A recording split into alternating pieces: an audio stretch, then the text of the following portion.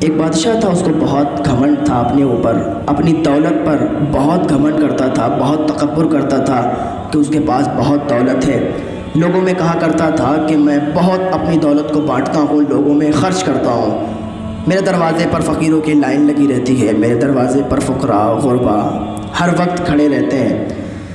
وہ دیتا تو تھا لیکن پھر توہین بھی کرتا تھا، لوگوں میں ظاہر بھی کیا کرتا تھا کہ میں نے فلاں کو اتنا دیا، فلاں کو اتنا دیا۔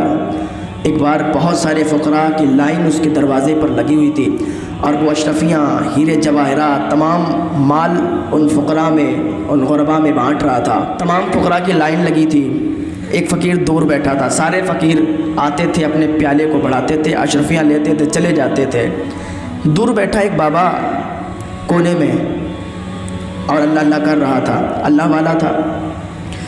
اس گھمنڈی بادشاہ نے دیکھا کہ سامنے ایک فقیر بیٹھا ہوا ہے، اس کی کوئی توجہ ہی نہیں ہماری طرف، یعنی ہم سارے فقیروں کو، سارے غریبوں کو دولت سے مالا مال کر رہے ہیں، اشرفیاں دے رہے ہیں، ہیرے جواہرات دے رہے ہیں، لیکن یہ فقیر ہے، پھر بھی یہ ہماری طرف نہیں آ رہا، پھر بھی یہ ہم سے اتنی دور ہے اور ہماری طرف ایک بار بھی اس نے نظر نہیں کی۔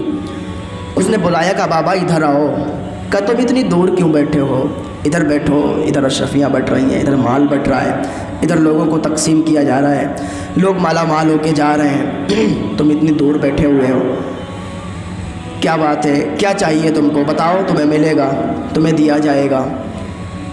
اس اللہ والے نے کہا چاہیے تو بہت کچھ ہے، چاہیے تو بہت کچھ ہے، لیکن تجھ سے نہیں چاہیے۔ کہا پھر کس سے چاہیے؟ کہ میرے رب سے مجھے چاہیے ہے اور میرا رب مجھے بہت دیتا ہے، تو اتنا نہیں دے سکتا۔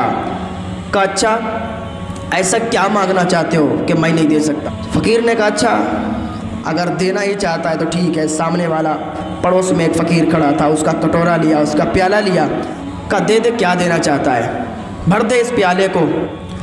بادشاہ نے جیسے اور فقیروں کو اشرفیاں دیتا تھا نا، جیسے اور فقیروں کو اشرفیاں دیتا تھا، ویسے ہی مٹھی میں اشرفیاں بنی اور اس کو دے دی۔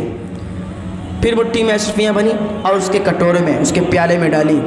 آواز تو آئی، کھن کھن کی آواز تو آئی کٹورے میں، اس پیالے میں اشرفیاں پڑیں، آواز آئی، لیکن اشرفیاں کہاں غائب ہو گئیں یہ نہیں پتہ چلا۔ پھر بادشاہ نے ایک مٹھی بھری، پھر اس کے کٹورے میں ڈالا، پھر اشرفیاں غائب ہو گئیں۔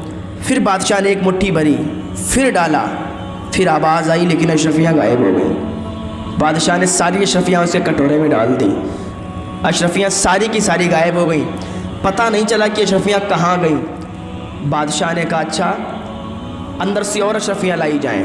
حکم دیا کہ اندر سے ہیرے جواہرات، اشرفیاں، سارے کا سارا مال لے آؤ، آج اس کے پیالے میں ڈال دیتے ہیں۔ اس نے بھی بات کی ہے کہ میں اس کو دے نہیں پاؤں گا۔ بادشاہ نے اندر سے ساری اشرفیاں، ہیرے جواہرات منگا لیے، اس کے کٹورے میں ڈال دیے۔ آواز تو آتی تھی لیکن کہاں جاتے تھے کچھ پتہ نہیں چلتا تھا۔ جب کٹورا خالی کا خالی دیکھا، اندر سے وزیر نے کہا اندر سارا کا سارا مال ختم ہو گیا ہے۔ جب بادشاہ نے یہ سنا کہ سارا کا سارا مال ختم ہو گیا، ادھر اس کا پیالہ بھی نہیں بھرا، بھرنے کی تو دور بات ہے، ایک اشرفی بھی اس کے پیالے میں نہیں دکھی۔ بادشاہ گھوڑے سے نیچے اتر گیا۔ جب نیچے اترا نا، اس اللہ والے کے قدموں میں گر گیا، کہنے لگا بابا یہ تو بتاؤ یہ اشرفیاں گئی کہاں ہیں؟ کیا نیچے کوئی کنواں ہے کیا جس میں اشرفیاں چلی گئی ہیں؟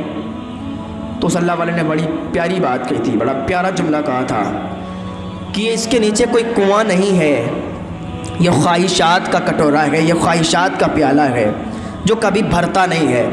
انسان کو جتنا مل جائے لیکن اس کی امیدیں پوری نہیں ہوتی ہیں، اس کا پیٹ نہیں بھرتا، اس کا دل نہیں بھرتا۔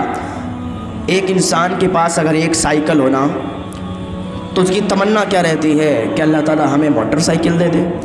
اگر ایک موٹر سائیکل ہے نا تو اس کی تمنا کیا ہے کہ کار دے دے۔ سائیکل والے کو اگر موٹر سائیکل مل جائے پھر اس کی تمنا رہتی ہے کہ اللہ تعالیٰ ہمیں کار دے دے۔ تو اس کی خواہشات بڑھتی جاتی ہے۔ اگر 1000 روپے ہیں تو 10,000 کی تمنا ہے، اگر لاکھ روپے ہیں تو 10 لاکھ کی تمنا ہے، جب 10 لاکھ مل جائے نا تو کروڑ کی تمنا ہوتی ہے کہ کاش